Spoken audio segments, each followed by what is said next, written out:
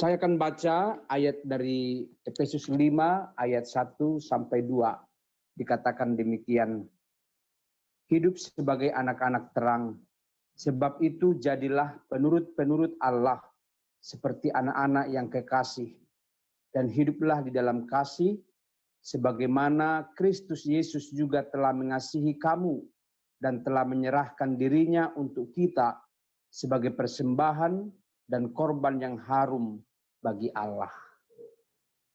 Demikian pembacaan bagi kita. Paling tidak kita harus mengetahui tujuan daripada topik ini supaya sebagai seorang pemuda harus memiliki jiwa solider terhadap sesama. Memiliki jiwa solider. Semua agama mengajarkan tentang kasih. Tapi kasih yang diajarkan oleh Yesus Kristus sangat berbeda dengan agama-agama lain. Seperti yang sudah kita tahu bahwa kasih yang diajarkan Yesus adalah kasih yang menunjukkan pengorbanan tanpa pandang bulu, tanpa memandang status sosial.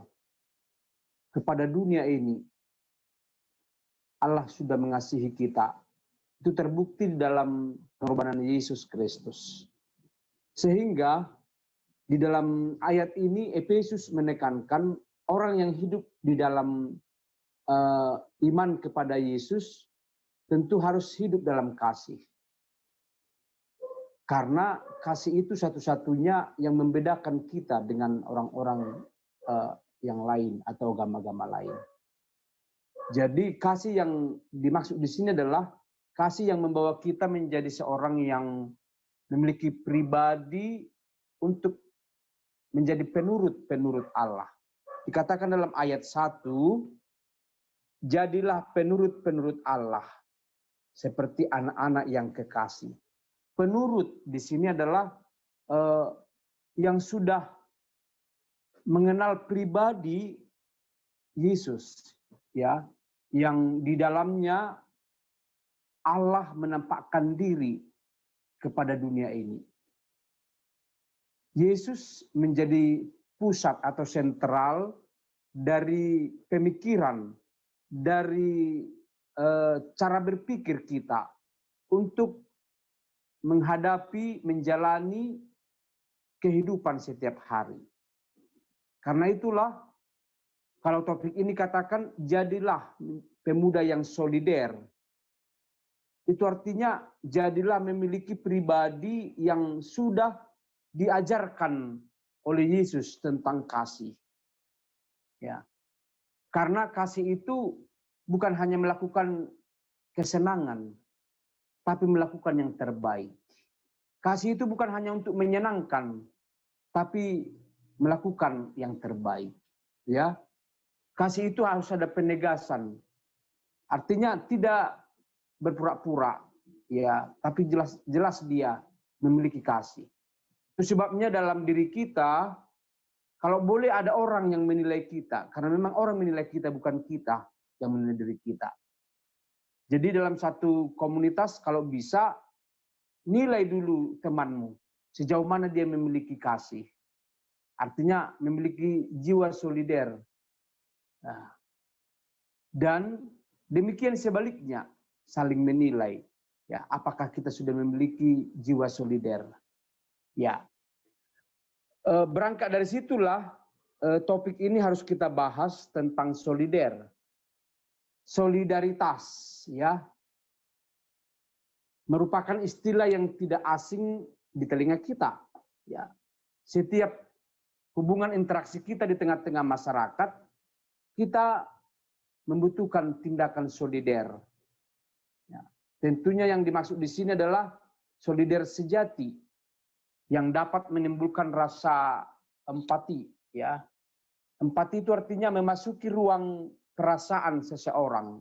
Ya, empati itu adalah sifat atau perasaan yang dimiliki seseorang bisa dirasakan, gitu. Mungkin kawannya sedih, dia juga turut sedih. dan terpanggil untuk membantu.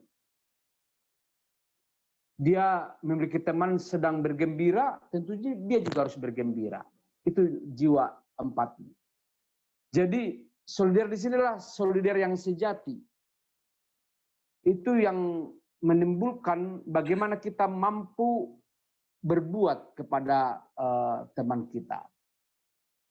Solidar yang dimaksud di sini adalah melebihi batas-batas yang sudah terjadi, mungkin secara tradisi, misalnya yang dibangun oleh agama, antar suku, ras, dan bahasa. Katakanlah kalau orang Batak kan ada disebut dengan makuling mudar, ya. Katakanlah si Marco Siagian kan, dia merantau ke Kalimantan Selatan. Di sana ada marga Siagian, ya. Jadi tentu marga Siagian itu pasti terpanggil dia untuk berkenalan, gitu ya, semakin dalam, ya, semakin dalam. Itu anak opungku, anak bapak udaku, bapak tuaku, begitu ya. Terus ada juga Boru Siagian, terpanggil juga jiwanya. Itu orang Batak, makuling mudar katanya, gitu. Itu solidar yang dibangun dalam batas suku, gitu ya. Kemudian juga ada solidar yang mencakup komunitas, misalnya kita terbangun mantan NHKBP Sidorami, gitu. Seperti ada sekarang grup ya, grup IKA katanya, Ikatan NHKBP Sidorami, itu yang diketuai oleh Dr. Jonggi Simorangkir, itu ada di Jakarta, ada di Medan dan sebagainya. Nah, kalian juga begitu, terbangun di dalam komunitas. Nah, persoalan sekarang solidar itu mungkin biasa saja, ya. Tapi yang dimaksud solidar di sini adalah yang sejati, ya, tanpa memandang itu ya, batas-batas itu ya, melebihi itulah. Sebab hubungan antar umat beragama atau suku atau bangsa itu terbangun bukan karena dia punya komunitas, bukan, tapi dari rasa percaya, ya. Jadi di sini yang mau diangkat adalah bagaimana solidar itu dibangun terwujud dalam satu tindakan yang untuk saling memperhatikan dengan masuk kepada jiwa empati. Jadi hidup untuk mau merasakan apa yang dirasakan oleh orang lain. Itulah solidar atau solidaritas. Nah, makanya di era pandemik ini diharapkan ada jiwa-jiwa yang solidar, memiliki solidaritas untuk saling membantu. Apapun itu, sekedar untuk membantulah, karena banyak orang yang sudah tidak punya pekerjaan. Walaupun memang sudah diterapkan sekarang untuk bekerja, tapi dalam protokoler kesehatan. Ya, itulah arti solidar. Kedua, berlawanan dengan itu adalah ketidaksetiakawanan. Mungkin dari pengertian kata ini kita sudah mengerti ketidaksetiakawanan. Jadi itu adalah bentuk sifat yang tidak setia dalam berkawan. Katakanlah dalam satu pertemanan dia tidak setia kepada kawannya. Jadi ini didasarkan tentang untung rugi, ya, pemahaman yang sempit. Kalau nggak ada untungku di situ, untuk apa aku berkawan, ya. Misalkan dia masuk kepada komunitas pemuda atau remaja, kalau nggak ada untung di situ, untuk apa, gitu ya. Jadi istilah berpikirnya tentang untung rugi itu sangat sempit, ya. Bahkan itu sangat tidak bagus, ya. Katakanlah begini, saya hanya setia dalam suatu hubungan kalau hubungan itu memberikan untung kepada saya. Kalau tidak, untuk apa dilanjutkan? Nah, gitu ya. Nah, misalkan masalah berpacaran lah. Minggu lalu kalian kan tentang berpacaran ya, topik kita ya. Nah, jadi berpacaran ala Kristen itu tidak memikirkan untung rugi sebenarnya, tapi bagaimana kita membangun kasih seperti Kristus. Ya, ya. Jadi ketidaksetiakawanan ini adalah memiliki pikiran yang sempit, di mana dia hanya setia kalau hubungan itu atau komunitas itu memiliki keuntungan baginya. Kalau tidak, dia akan tinggalkan. Hubungan yang tidak didasarkan pada empati atau belas kasihan hanya kepentingan sesaat. Itulah ketidaksetiakawanan atau identik dengan egoisme pribadi. Ya, teman-teman semua, kenapa ini terjadi? Kalau kita lihat dari teks aslinya, Paulus mengirim suratnya ke jemaat Efesus karena di sana sudah terjadi pengikut-pengikut Kristus yang hanya mementingkan diri sendiri, hanya mementingkan kelompoknya. Jadi timbul berbagai pengajaran yang tidak sesuai dengan iman Kristen yang murni. Sehingga dikhawatirkan jemaat itu akan muncul pengkotak-kotakan, iman yang rapuh ya di tengah-tengah jemaat Efesus. Karena itu Paulus mengirim suratnya ini supaya mereka tetap memiliki kehidupan yang sudah diperbaharui. Karena dalam Kristus hidup kita sudah hidup baru, ya. Jadi menurut Paulus, orang yang hidup dalam Kristus itu adalah hidup di dalam terang. Makanya judul daripada ayat kita ini adalah hidup sebagai anak-anak terang.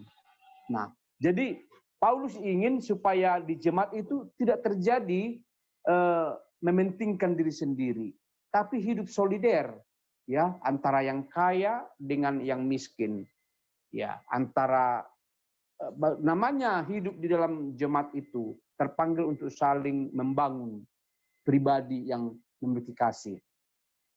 Ya, Paulus ingin bahwa mereka hidup di dalam terang sebagai keterpanggilan orang Kristen untuk memberikan keselamatan ya kepada mereka yang terwujud dalam satu kesatuan jemaat. Walaupun mereka memiliki karunia berbeda-beda, walaupun mereka memiliki profesi yang berbeda-beda atau status sosial yang berbeda-beda. Dan kehidupan sebagai anak-anak terang itu harus terwujud sebagai pribadi yang sudah dibaharui, ya, disebut dengan manusia baru.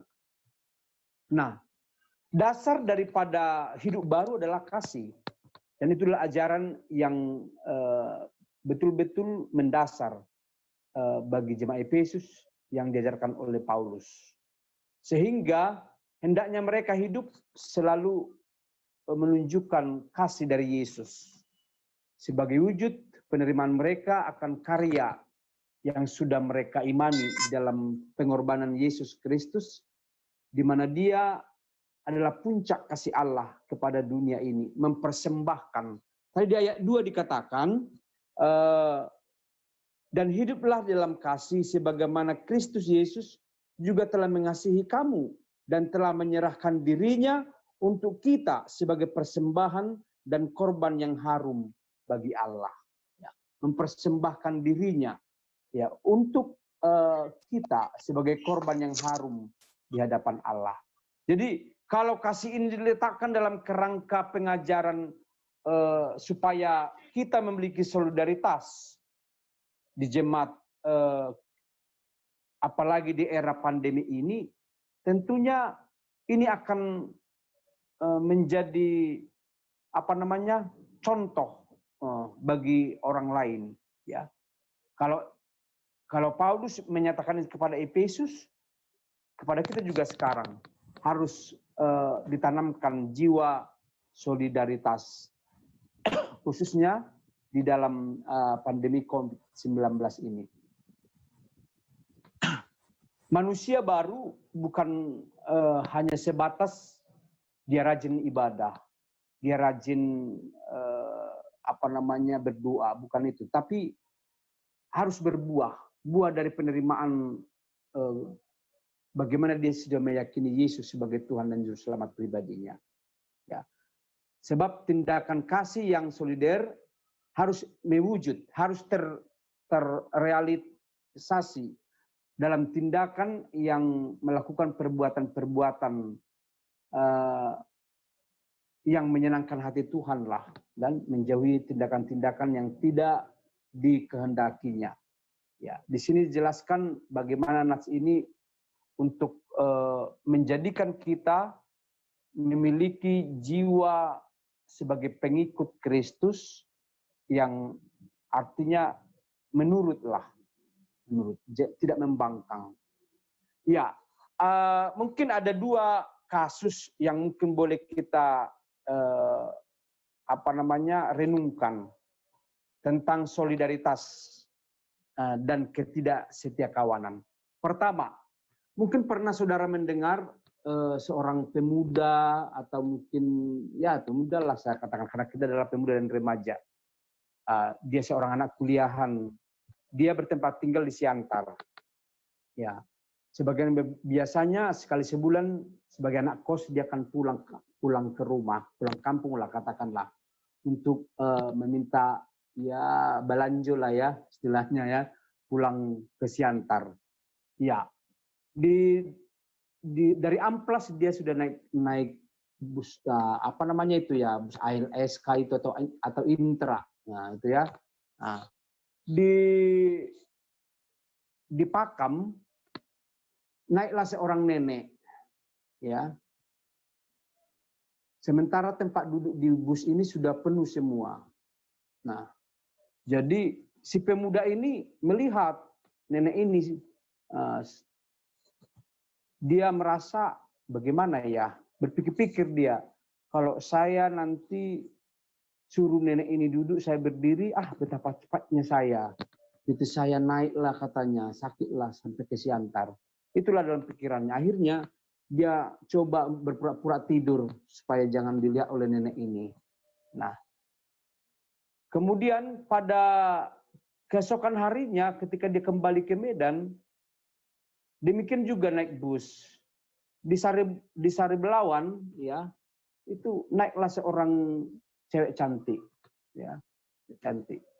Dia melihat cewek ini nggak ada tempat duduk, akhirnya dia mempersilahkan cewek ini duduk, ya, gitu ya.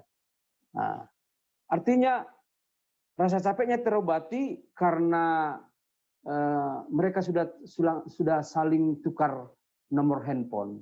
Nah, itu yang pertama. Yang kedua, kasus seorang pemuda lah dikatakan, ya. Dia disingkirkan oleh komunitas kawan-kawannya, ya. Dia disingkirkan oleh teman-temannya karena si pemuda ini tidak suka begadang, merokok, minum-minum. Gitu. Akhirnya dia disingkirkan. Padahal mereka berkawan, ya. Tapi oleh karena si kawan ini tidak mau begadang, keluar malam, merokok dan lain sebagainya, akhirnya dia mundur. Nah, dari dua kasus ini tentu ada yang sudah mau kita katakan. Tapi yang jelas tentang solidaritas dan juga tentang ketidaksetiakawanan.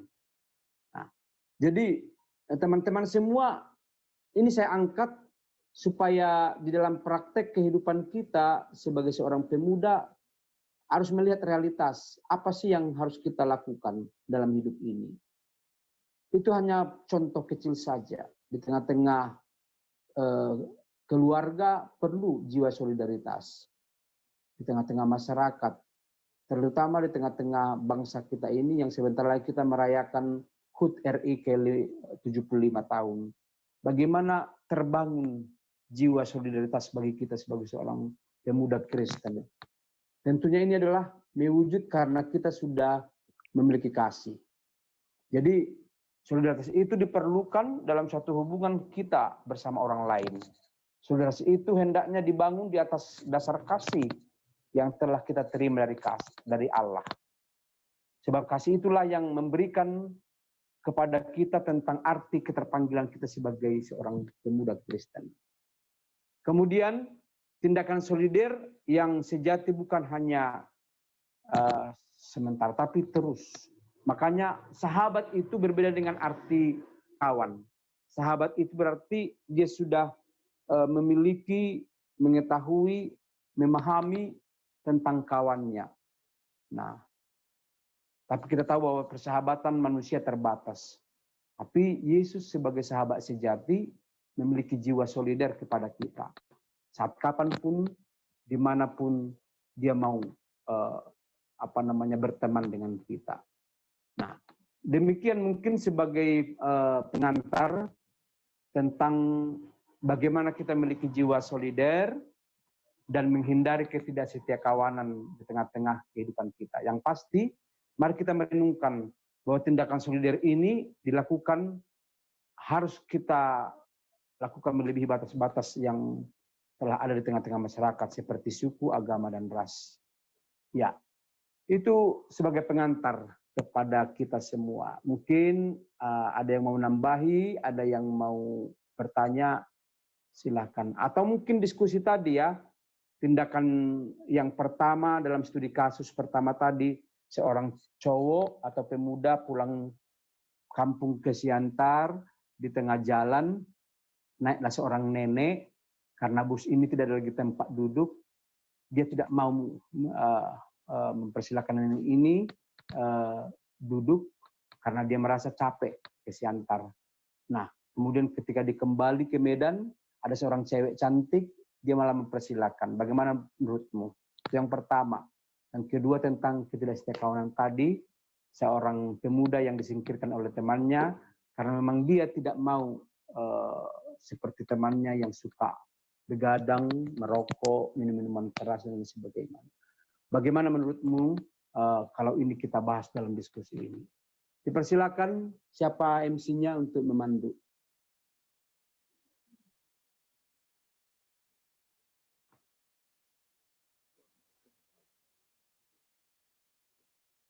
Siapa tadi apanya? Si Ruth. Coba Ruth.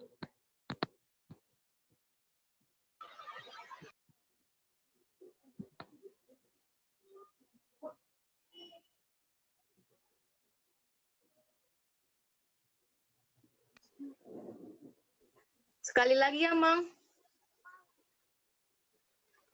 Apa? Apa Ruth? Diulangin sekali lagi. Mama, boleh? Ya, gini. Tadi kan tema kita kan solidaritas dan ketidaksetiakawanan. Dari kitab Efesus 5 ayat 1 sampai 2. Ya. Nah, di dalam Efesus Paulus mau menguraikan supaya jemaat itu hidup sebagai penurut Allah.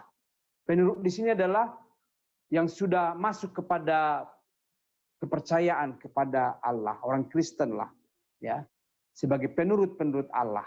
Jadi bukan pelawan, tapi penurut. Nah, mereka yang sudah hidup dalam kasih. Kasih di sinilah kasih yang mau mengorbankan. Nah, saya katakan tadi semua agama kan mengajarkan tentang kasih. Tapi perbedaan kasih menurut kekristenan adalah sangat jauh dengan agama-agama lain. Karena kasih menurut kita adalah bukan hanya melakukan yang menyenangkan, tapi melakukan yang terbaik. Ya, menyenangkan itu bisa saja hanya sebagai materi, ya. Tapi melakukan yang terbaik bukan sepenuhnya hanya materi. Ya, kita harus mengorbankan perasaan juga. Ya, demi kebaikan. Kan itu. Nah, itulah menurut sebagai penurut Allah. Nah, solider di sini adalah didasarkan oleh kasih. Nah, katakanlah dalam organisasi pemuda kita, sejauh mana kita solider ya terhadap teman kita. Gitu. Apakah kita di depannya kita baik, tapi di belakang kita menusuk, gitu. Itu kan namanya tidak solider. Gitu. Nah, tadi kasus yang pertama, jelas ya seorang pemuda tadi. Nah, kedua juga, kasus yang kedua tentang seorang pemuda yang dikucilkan oleh teman-temannya. Mungkin itu yang bisa saya sampaikan. Silakan dipimpin dalam diskusi. Baik teman-teman, kita akan membuka sesi diskusi kita untuk kakak dan abang. Iya, silakan Bang. Terima kasih kepada Mang Lubis atas diskusi kita, atas sharing kita pada malam hari ini, atas firman kita. Aku mau menambahkan satu studi kasus baru Amang mengenai di kehidupan kita, mahasiswa maupun bekerja. Kan tadi Amang bilang tentang solidaritas. Bagaimana kalau seseorang diberikan kepercayaan, seorang mahasiswa diberikan kepercayaan sama dosen, dia menjadi ketua kelas dan mengisi absen, namun ada seorang bahkan sahabat-sahabatnya titip absen. Itu seringkali terjadi dan itu sampai sekarang masih terjadi. Bagaimana menurut Amang ketika ia dikasih kepercayaan sama dosen, dia harus memilih antara dosen dan sahabatnya. Dia harus memilih bagaimana mengambil sikap atau tindakan atau perkataan yang tepat kepada sahabatnya ini untuk mengingatkan mereka bahwa yang dilakukan mereka itu salah. Apa yang harus kita lakukan Amang sebagai seorang mahasiswa, terutama tentang solidaritas? Terima kasih. Ya, langsung dijawab aja ya, Ruth. Ya, memang kita dilema. Kita memiliki sahabat. Katakanlah studi kasus yang kamu katakan tadi, itu adalah situasi yang sering terjadi. Mungkin menurut saya 1, 2, 3 kali masih kita kita maafkanlah gitu, kita lakukanlah. Tapi untuk seterusnya mungkin itu tidak baik, karena itu menjadikan dia menjadi seorang mahasiswa yang bergantung kepada kita, ya. Dan itu sikap yang tidak etis. Nah, katakanlah dia bisa hadir hanya di absen saja, tapi di kelas tidak. Ya, bagaimana dia bisa menjadi seorang mahasiswa yang pintar atau yang memiliki pengetahuan tanpa dia pernah masuk kelas? Itu sama halnya dengan tindakan yang salah. Saya katakan tadi, memilih antara dosen dan sahabat itu bisa-bisa saja. Tapi untuk tindakan seperti itu, saya pikir tidak baik, ya. Jadi tindakan itu sama sahabat kita itu harus kita nasihati lah. Ya, kalau dia anggap kita sahabat, ya dia akan lakukan. Dia tidak akan selalu nitip absen. Kalau sekali 2 kali masih kita terima lah ya, mungkin ada sesuatu hal yang urgen sehingga dia harus nitip absen. Itu pun sebenarnya harus jujur dia, gitu ya. Karena masalah ini adalah kejujuran. Ya, Donald ya. Artinya tindakan kita kepada sahabat kita itu adalah jangan dibiarkan seperti itu. Kita harus beri dia pelajaran dalam arti kata menasihatinya, mengarahkannya. Ya, itu sebagai bukti sahabat. Artinya kita tidak hanya sekedar sahabat supaya menyenangkan hatinya, tidak. Tapi melakukan yang terbaik seperti yang katakan tadi. Sebab yang terbaik adalah dia harus masuk kelas. Iya, Mang, terima kasih. Cuma kan ketika dia mengambil tindakan yang seperti Amang bilang tadi, nah dia jadi dikucilkan Amang. Dia jadi dijauhi oleh teman-temannya. Apa yang harus dia lakukan Amang? Nah, justru ini sikap kita sebagai seorang pemuda adalah melakukan yang terbaik. Ya, bisa saja kita dikucilkan demi kebaikan, gitu ya. Demi kebaikan mereka harus kita sadarkan, gitu. Katakanlah seperti kasus kedua yang saya katakan tadi. Ya karena si pemuda ini dikucilkan karena dia memang tidak suka bergabung gitu dalam larut-larut malam tidurnya, begadang, gitu ya. Kalau terus-terusan begitu kan bisa saja rontok badannya, ya. Nah, kemudian ada hal-hal yang penting jadinya harus dikorbankan gitu, gara-gara harus begadang. Gitu. Sekali 2 kali masih bisa ya, apalagi kita sebagai seorang pemuda bisa-bisa aja kita begadang semalam suntuk. Tapi itu kalau terus-terusan kan salah, nah, begitu. Nah, tindakan kita kalau dikucilkan, ya justru itu menjadi diskusi kita, ya. Kalau saya sih bisa aja saya jawab, mungkin yang lain dulu menjawab, ya. Nah, bagaimana tindakan seseorang kalau dia dikucilkan oleh karena sesuatu hal yang tidak dia terima dari teman-temannya? Coba. Saya bisa jawab, Mamang. Silakan, siapa itu? Siapa? Stefani, Mamang. Stefani. Silakan, Stefani. Kebetulan, Mamang, dalam konteks itu saya sedang jalani gitu, Mang. Karena di tempat pekerjaan saya yang sekarang ini memang saya merasa gitu rasanya sangat berat gitu untuk menjalani yang dimana saya akan bergabung dan berbaur dengan teman-teman yang memang ruang lingkup kerja saya itu enggak seperti yang dulu gitu kan. Memang kalau dulu ya, kalau misalnya saya ya namanya perempuan ada mood-moodnya berjumpa dengan anak-anak didik, apalagi yang anak-anak didik yang bisa menghibur ya, maka saya akan terhibur gitu ya kan Amang. Nah, kebetulan memang pada ruang lingkup kerja yang saya jalani sekarang seperti itu Amang. Baik-baik saya dibilang katanya kalau bahasa di kantor camat, cari muka angkat telur. Oh, camat. Iya Amang. Istilah baru camat, ya. cari muka angkat telur Angkat katanya. telur, iya. Baru yang kedua dibilang kibus. Kibus. Ya. Jadi kalau itu sudah lama. Pertama saya terkejut gitu ya kan Amang. Loh Ya. kok ruang lingkup kerja sini menganggap orang semua itu adalah negatif. Nah setelah saya jalani dengan konteks yang kedua tadi, seorang pemuda yang dikucilkan, saya bukan merasa dikucilkan dan pernah sesekali saya ada masalah gitu Amang. Saya yang disindir-sindir, katanya mata-mata lah, yang dibilang kibus lah, tapi ya saya nganggapnya biasa aja gitu. Jadi ruang lingkup kerja saya sekarang Amang, saya dituntut untuk menjadi pribadi yang gimana ya dibilangnya Amang, individualisme. Individualisme artinya bukan tidak ada solidaritasnya, bukan. Akan tetapi ya diriku, pekerjaanku. Yang penting pekerjaanku selesai, pekerjaanku itu gimana bisa dianggap orang lebih baik dan perkembangannya lebih baik, itu yang saya jalani. Nah terkadang kalau udah merasa dikucilkan, kadang pengennya, saya pernah sekali Amang nangis.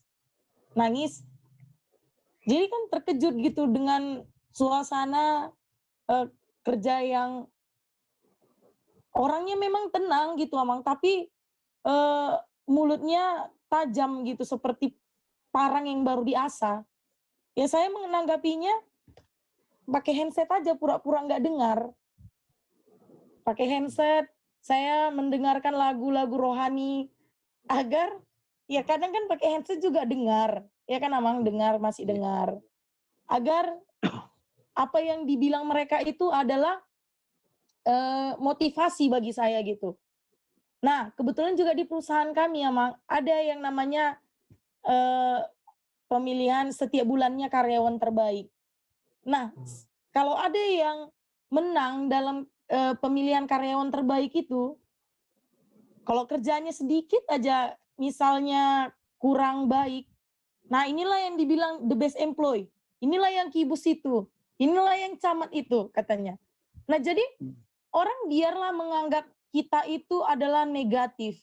Jadi saya menganggapnya juga gini Amang, dia menilai orang jelek. Ada juga kemarin saya baca gitu di story Instagram, tadi Facebook, adik-adik entah teman saya gitu kan Amang.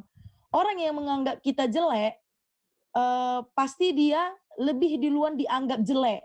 Orang yang menghina kita, pasti dia udah dihina duluan sama orang gitulah pokoknya intinya Amang.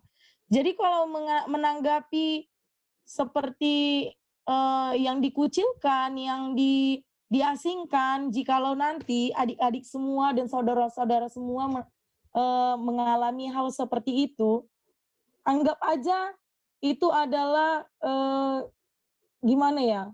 Anggap aja itu adalah ujian atau cobaan bagaimana dirimu itu seperti yang dikatakan firman Tuhan. Bisa membawa terang, bisa menjadi pendamai, bisa menjadi gimana ya, ada lagu itu, lupa lah. Pokoknya bagaimana yang dikatakan kalian itu memang anak-anak Tuhan. Harus kuat dalam segala apapun yang dicibir orang. Karena Tuhan Yesus saja menanggung dosa kita, dia diludahi, dimaki, dicaci maki. Nah, kadang hal itu yang saya ingat gitu, Amang.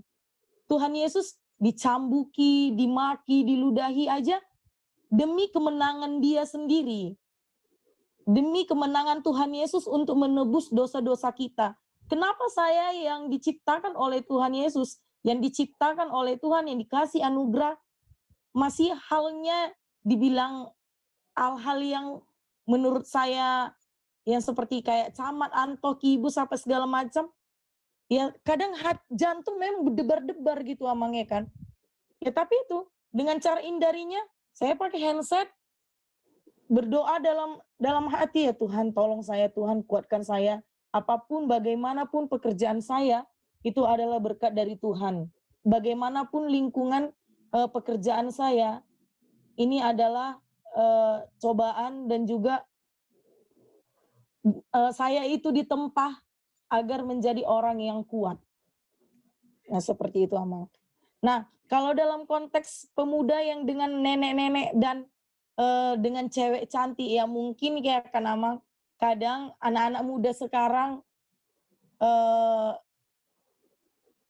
ada yang lupa akan kesadaran diri gitu. Kesadaran diri artinya dengan hal duniawi versus ajaran Kristus. Kadang memang tanpa tidak disengaja memang kita lupa akan diri kita itu dari mana. Nah contoh halnya ada misalnya pengemis, padahal kita mempunyai uang dan kita lihat dia memang sangat membutuhkan uang itu. Tapi dengan kita memikirkan hari esok, nah sumbangan yang akan kita berikan ini jadinya tidak jadi kita berikan karena kita akan memikirkan hal esok gitu. Nanti uang minyakku nggak ada. Nanti uang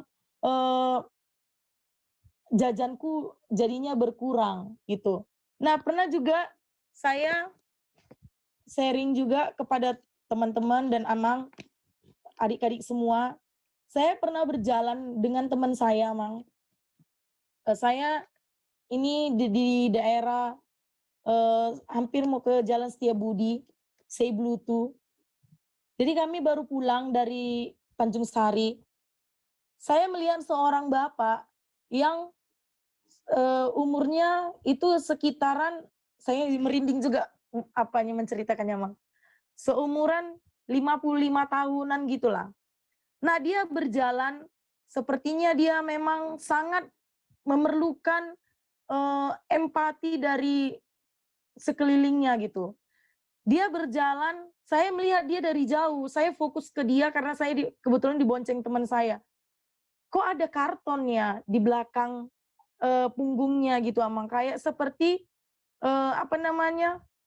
kayak anak mos itu kan ada dikalungkan gitu, tapi dia hadapnya ke belakang. Tapi tulisannya seperti ini. Sepintas saya lihat dan saya karena enggak jelas saya lihat tulisan dari karton itu, saya minta untuk teman saya balik arah. Coba balik arah, saya mau melihat bapak-bapak itu, apa tulisan di karton belakangnya. Kawan saya terkejut, saya enggak melihat itu. Ya udah kita balik arah aja, biar kamu juga baca apa yang ada di dalam, ada di tulisan itu.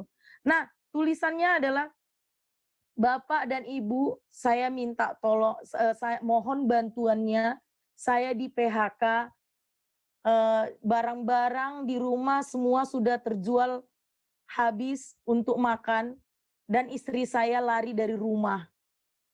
Nah, jadi dengan hal itu, Amang, ya saya sebagai anak Tuhan, anak Kristus, dan saya juga percaya itu adik-adik sekalian semua mengaku dan tidak usah takut bahwasanya kita itu mengaku adalah anak Kristus.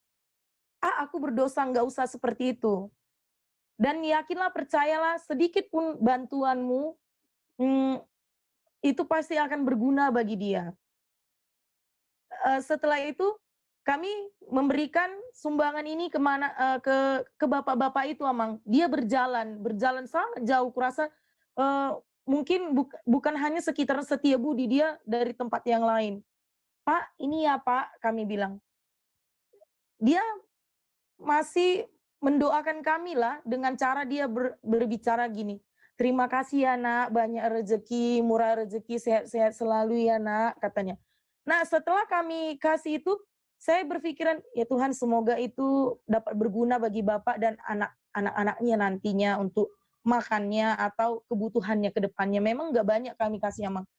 Lalu teman saya, Amang, teman saya yang mengendarai motor, ini teman saya perempuan ya, bukan laki-laki. Lalu teman saya seketika dia berpikir seperti ini, dengan suasana pandemi corona ini kan, Amang, memang banyak orang yang di PHK, banyak perusahaan yang tutup. Jadi dia berpikir seperti ini, dia negatif. Benarnya itu, Nang, katanya. Benarnya itu, bapak-bapak itu memang mengalami hal yang seperti itu. Lalu saya katakan, Amang, Nang, benar atau tidaknya, yang penting kita ikhlas membantu bapak itu. Karena ini kan situasi pandemi corona, memang banyak orang yang di PHK, saya bilang. Benar atau tidaknya, hanya Tuhanlah yang tahu. Tapi kita doakan, memang bapak itu sangat membutuhkan bantuan yang ada di sekitarnya, makanya dia seperti itu. Mungkin kalau misalnya untuk kebohongannya, bapak itu nggak akan melakukan hal yang seperti itu gitu. Dia sanggup berjalan, sanggup dia menulis hal seperti itu sehingga orang bisa empati melihat bapak itu. Dan saat kami udah agak 100 meter ke depan kan, Amang, saya melihat ke belakang, masih pandangan saya ke bapak itu, ada juga orang yang di dalam mobil memberikan sumbangan terhadap bapak itu gitu. Nah, jadi saya mengajak untuk adik-adik, jadilah berkat bagi setiap orang yang membutuhkan, sedikit atau banyaknya, agar kita itu memang berguna sebagai anak-anak Tuhan Yesus. Dan dimanapun, kapanpun kita bekerja ataupun di tempat perkuliahan seperti yang dibilang Bapak calon pendeta tadi, kita memilih antara sahabat atau ajaran Tuhan Yesus. Kalau saya memang pribadi, Amang, seperti yang Amang bilang tadi, saya akan menasihatinya, kamu jangan seperti itu, karena itu juga akan menjadi bekal bagi dia untuk kedepannya. Seperti itu, Amang. Terima kasih.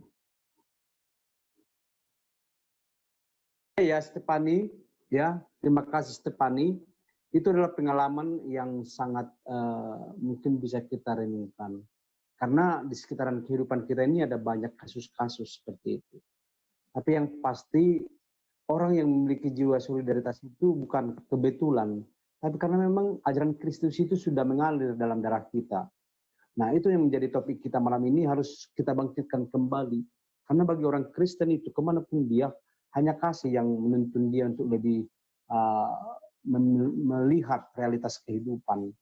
Karena kasih itulah juga yang akan memberangkatkan kita untuk mau melihat masa depan kita.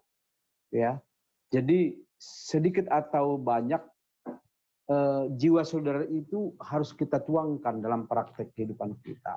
Itu artinya, di banyak kasus-kasus seperti yang dialami oleh Stefani, atau mungkin ada yang lain. Dikucilkan tadi seperti yang dikatakan, adalah camat, adalah kibus. Itu hal yang biasa. Karena apa? Memang di sekitaran kita itu ada banyak motivasi-motivasi. Ya. Tapi yang jelas, kita diberangkatkan daripada ajaran Kristus lewat persekutuan kita di gereja ataupun melalui khotbah-khotbah. Kita harus mendalami itu lebih dalam. Artinya kita hidup ini bukan hanya kebetulan, ya, bukan kebetulan, tapi memang karena ketika Kristus mengutus kita di situ, ya. Katakanlah Stefani tadi ya di tempat perusahaannya, ya ada yang kebusi dia, ada yang mengatakan dia mata-mata, ya. Jadi percayalah, mungkin Tuhan yang memberikan itu supaya Stefani juga menjadi seorang pribadi yang berhikmat, ya. Katakanlah tadi untuk menanggapi itu, dia mendengarkan lagu rohani dengan memakai headset, walaupun masih mendengarkan cibiran mereka, tapi yang pasti tidak 100% lagi kita fokus kepada cibiran mereka, tapi kepada Tuhan. Nah, itu. Jadi setiap persoalan itu harus diserahkan kepada Tuhan, itu artinya. Nah, saya percaya ini juga akan terbentuk dalam pribadimu masing-masing, ya, bagi kita sebagai remaja pemuda, kemanapun kita pergi. Karena memang hari demi hari kita harus terbentuk menjadi pribadi yang memiliki solider. Ya. Kita tahu era sekarang ini ya hanya banyak di media sosial aja, ya. Tapi di realitas kurang gitu ya. Paling tidak yang Tuhan maksudkan bukan di media aja, tapi sebagai bukti nyata ya di realitas kehidupan kita. Ya. Saya pikir tindakan yang bagus yang dilakukan oleh Stefani baik kepada seorang bapak-bapak yang berusia 55 tahun ke atas tadi, ya mungkin ya itu sesuatu hal tindakan yang baik ya. Artinya tidak mungkin seorang bapak itu melakukan seperti itu, seperti yang ospek itu ya, membuat tulisan di karton, dia berjalan kaki, tertati-tati gitu ya. Supaya orang empati apa itu nggak mungkin berpura-pura lagi, tapi mungkin benar-benar terjadi. Apalagi seperti yang dikatakan bahwa istrinya juga sudah meninggalkannya, dia ditinggalkan oleh istrinya dan anak-anaknya, barang-barangnya sudah habis dijual karena dia sudah tidak punya pekerjaan lagi.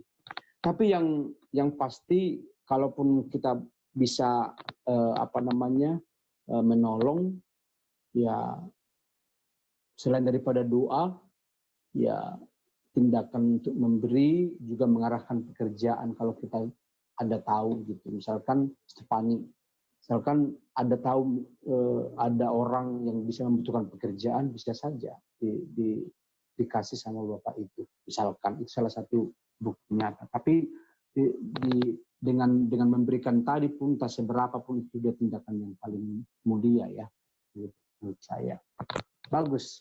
Ya, oke, mungkin ada yang lain ya sebagai penambah atau memberi pertanyaan, atau mungkin begini, Ruth ya, mungkin semua bisa menjawab. Coba dulu kalian beri contoh sikap yang solider itu, hal-hal apa coba? Menurut kalian apa wujud daripada sikap solider itu? Tadi kan yang dikatakan oleh Stefani bisa melihat orang yang sedang membutuhkan, itu satu. Yang lain apa? Amang, saya ada satu lagi, Amang. Contoh apa? Stefani juga, Amang.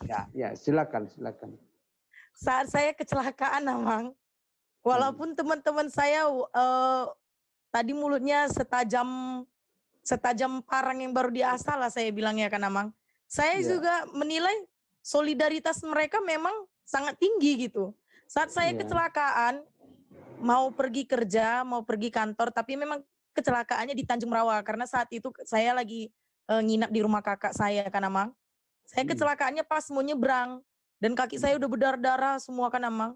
Sebenarnya saya sudah nggak kuat lagi untuk ke kantor, tapi saya mikir nanti saya dianggap absen, lalu kalau saya pingsan di jalan ini siapa yang nolong saya, nanti barang-barang saya hilang segala macam semua.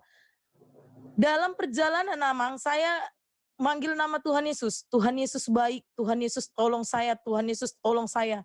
Kita sama-sama tahu ya bagaimana jalan arah mau ke Pakam gitu ya kan, Amang. Truk, kontainer, semua segala macam. Saya udah mau pingsan, lalu saya tetap pertahankan ini motor dan saya melaju dengan selamat lah. Dengan selamat sampai ke tempat saya bekerja kan, Amang, kantor. Begitu saya nyampe, saya matikan motor, saya terduduk udah langsung pingsan. Lalu nggak tahu entah siapa yang ngomong gitu ya, karena saya nggak security memang nggak ada nelpon.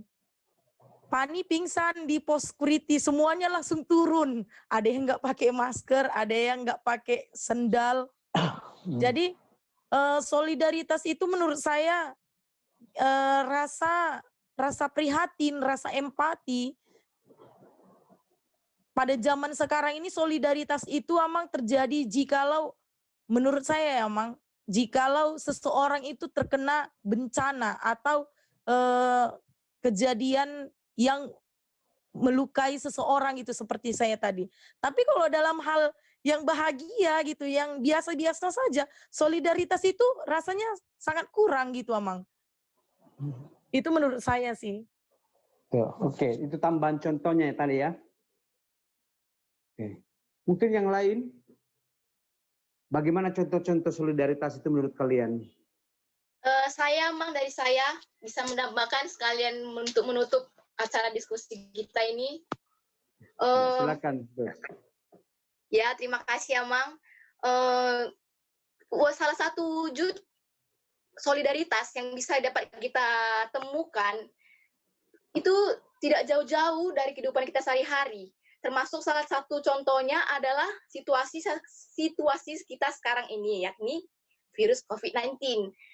Dari situ kita dapat bisa menemukan satu wujud solidaritas yang sangat sederhana, yang sangat sederhana dan besar, dan mungkin kita bisa dapat melakukannya dalam kehidupan kita sehari-hari. Apalagi kita seorang umat Kristiani yang percaya sama Tuhan. Salah satu contohnya, yakni kita mengadakan kerjasama untuk membantu para korban yang mengalami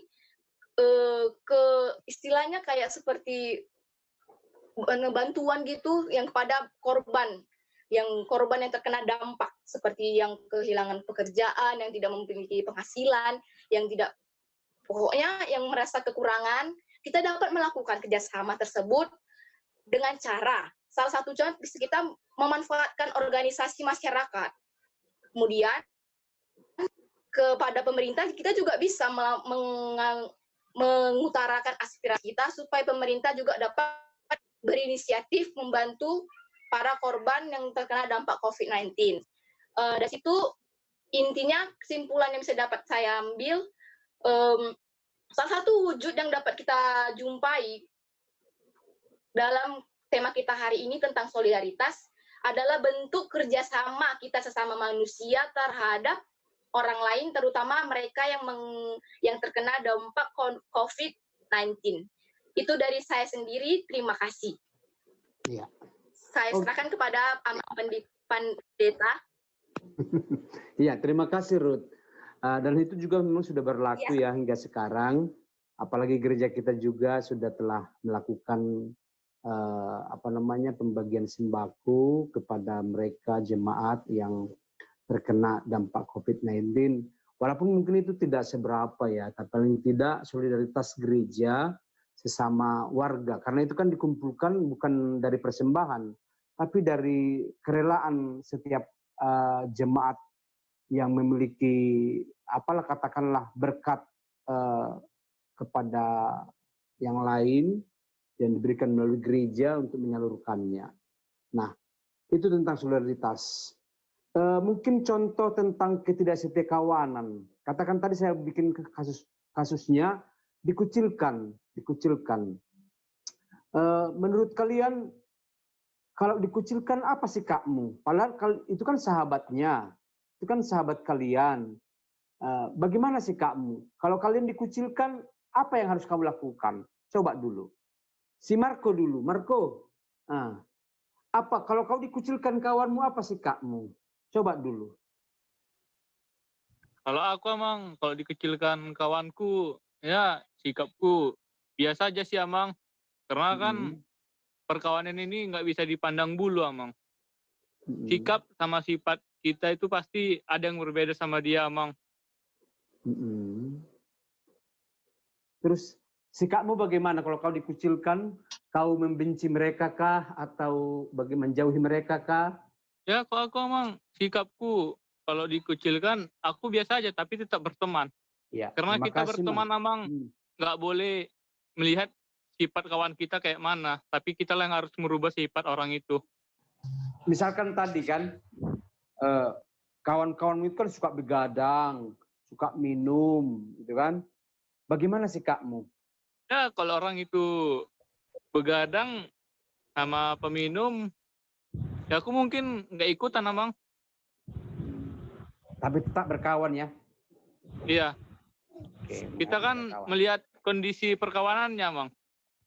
Iyalah, iya. Kita ngambil yang positifnya aja. Kamu dikucilkan oleh kawanmu, padahal mereka sahabatmu, mereka temanmu. Oleh karena sesuatu kau dikucilkan. Bagaimana sikapmu? Kalau aku, ini menurut pribadiku sendiri ya, Mang. Iya. Kalau menurut pribadiku sendiri, kalau aku dikucilkan teman, ya kita, kalau aku berpikirnya ya, yang penting aku udah tahu sifat temanku gimana. Jadi kalau aku tipenya kalau dikucilkan, Mang, kalau misalnya dia nggak mengopeni atau tidak menerge, ya aku juga enggak. Tapi kalau dia menanggapi baik dengan aku lagi, ya aku menanggapi baik gitu, Mang. Jadi tergantung sifat mereka sama aku, ya aku buat apa yang mereka buat juga. Ya nggak mungkin membalaskan kejahatan dengan kejahatan kan? Kalau aku nggak Mang. Maksudnya kalau misalnya nggak bisa kopi, ya udah aku pun enggan gitu. Tapi ya gitulah, Mang. Aku. Oke. Ya, maksud saya tadi kan berangkat dari topik kita malam ini, dari kitab Efesus 5 ayat 1 sampai 2 itu artinya kita harus memiliki hikmat lah. Karena kasih itu kan bukan hanya melakukan kesenangan orang ya, tapi melakukan yang terbaik bagi orang lain. Misalkan mereka sebagai pemabuk, orang-orang yang suka keluyuran malam, ya sebagai anak-anak Tuhan kita harus menasihati mereka kalau itu tidak baik ya, kalau itu tidak benar gitu ya. Karena apa? Kalau sering kehidupan seperti itu kan otomatis mereka menjauhkan diri dari kehidupan-kehidupan yang bagus gitu. Nah, jadi sebagai berkawan kita kepada mereka, sekali-sekali kita buat contoh sama mereka. Kita tegur lah, ya, kita katakanlah dengan kasih, menegur mereka dengan kasih. Aku itu lo terdidik dengan begini, aku itu lo terbiasa dengan begini. Dan mungkin mereka akan mendengarkan. Kalaupun saat itu mereka belum mendengarkan, ya paling tidak kita sudah mengutarakan. Ya, artinya jangan didiamkan lah, gitu. Itu dari ayat ini ya, artinya jadilah penurut Kristus. Artinya menurut yang baiklah, jangan menuruti yang tidak baik, yang saya katakan. Nah, solider tadi juga begitu, di tengah-tengah persekutuan kita sebagai orang Kristen, yaitu puncak daripada kasih itu adalah solider. Jadi bukan hanya mengetahui tentang kasih, tapi tidak berbuat. Ya, saya pikir itulah kesimpulan kita bahwa solider itu adalah pribadi yang sudah mengenal pribadi Kristus. Ya. Kedua, ketidaksetiakawanan itu adalah orang yang kebalikan daripada solider. Ya, kebalikan daripada solider. Jadi tujuan daripada topik kita ini adalah memiliki pemuda yang memiliki pribadi yang solider terhadap sesama. Biarlah kasih Tuhan dalam Roh Kudus-Nya melimpahi kita untuk melakukan kehidupan yang solider dimanapun kita berada. Tuhan memberkati kita.